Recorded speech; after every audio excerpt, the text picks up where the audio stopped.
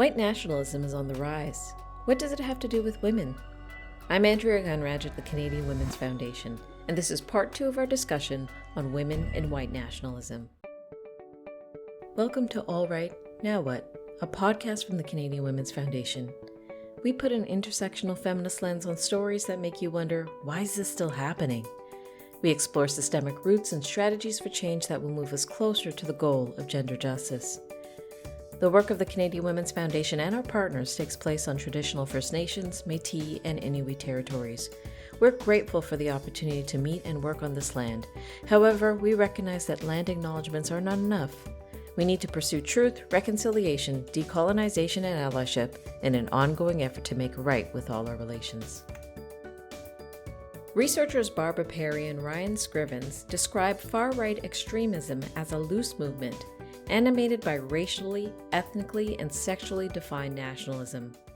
They go on to explain that it's typically framed in terms of white power and is grounded in xenophobic and exclusionary understandings of the perceived threats posed by such groups as non-whites, Jews, immigrants, homosexuals, and feminists. White nationalism is a core concept in this extremism, and many experts say it's becoming more mainstream. In Canada, it's been the basis of all kinds of dangerous things, including deadly attacks, misinformation campaigns, and harassment and hate towards public figures, politicians, and journalists, particularly racialized women. In the swirl of media coverage about the issues, it can be hard to sort out what it's all about and the implications from a gender and rights perspective. Last episode, I spoke with journalist Erica Eiffel about this topic. In this Part 2 episode, we're joined by Barbara Perry, Director of the Centre on Hate, Bias, and Extremism at Ontario Tech University. She's written extensively on hate crimes and right-wing extremism. Her books include In the Name of Hate, Understanding Hate Crimes, and Hate and Bias Crime, a reader. A couple of things that I think are important to know about me in terms of my role is that, one, I'm the director of the Centre on Hate, Bias and Extremism here at Ontario Tech, but we also hold a UNESCO chair in hate studies, which is relatively new to us. And you say, what gets you excited? I don't know if it gets me excited, but it keeps me up at night, I think is one way to think about it. I've worked in hate studies now for most of my career, so going on 30 years. A lot of my work has been with targeted communities, frequently victimized communities. In the last 10 years or so, I think before it was a thing in the Canadian context, I started to look more closely at right-wing extremism in Canada. Publishing the first report in 2015 which was just about the time that it really exploded. The movement really exploded across North America in response to Trump's campaign and subsequent presidency. And I guess I do get excited talking about these issues because I think that there are considerable concern. They're very worrying patterns and trends. Yet I think that there's not a great deal of awareness, and in fact, in some quarters, a denial that such a risk exists in the Canadian context. We're very complacent. We like to think it doesn't happen here. That's an American problem. That's a British problem, not a Canadian problem. Well, I'm sorry to say it is very much a Canadian problem. I found your TEDx talk on recognizing the dangers of right-wing extremism pretty enlightening. It's a clarifying overview of the key elements of white nationalism across a spectrum of groups. Tell us what this looks like now and what women have to do with it. Well, I think it's important to keep in mind that TEDx talk was some time ago, right? Really in the early days of this dramatic rise that we've seen. I think it's really been maybe the last 3 or 4 years that has really taken on, and the last 2 years in particular around COVID, which, the far right has exploited quite significantly. There and in general, when I talk about what constitutes the far right, I talk about the one thread that binds it, I think, is really this notion of nationalism. That is a very narrow, almost perverse sense of the nation that they're there to defend. And it is a very exclusionary image that is dominated by white Christian Euro males, heterosexual, able-bodied, all of those sort of normative identities, and anything else beyond that is perceived to be a threat. And then, if we had the visual, I could show you the typology that we have, which has a number of spokes now. I mean, when we published that 2015 report, really what we were seeing are very traditional, neo-Nazi groups, white supremacist groups, and skinhead groups. Now it's a very different movement. It's much more diverse in some respects. So we've got the accelerationists, and we've got the alt-right, and we've got an anti-Muslim element. We've got what we started to call sort of the incel, then we changed it to the misogynistic pillar, and now we're kind of calling them gender defenders because it's about gender in terms of men and women and that raging battle, but also around SOGI, sexual orientation, gender identity, a rebirth, homophobic and transphobic narratives. It's almost boundless in terms of the xenophobia, the othering, the hatred. Anti-Semitism is always there, always part of the movement, sometimes simmering, below under COVID. It came to the fore again in terms of the conspiracy theories. But I think coming back to gender, one of the things that we don't talk about very much and don't think about very much is that gender and gender security and sanctity and boundaries are really core to the movement, have been from the get-go. If you think about one of the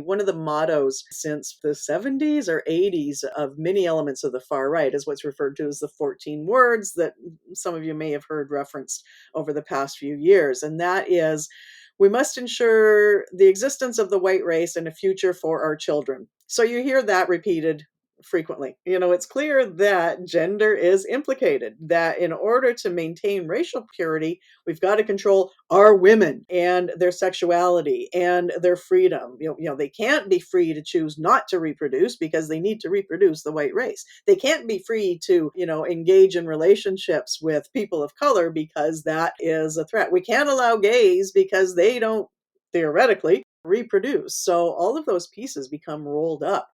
The women have always been involved. They're never outsiders. Sometimes, women are there in purely supportive and reproductive roles, right? Their role is to satisfy the men and to bear their children. Got to bring women into the movement so that they can not only physically reproduce, but socially reproduce the next generation of white supremacists and white nationalists. So, they have to be part of the movement. They can't be just on the fringes, but they have to be believers so that they can socialize their children appropriately.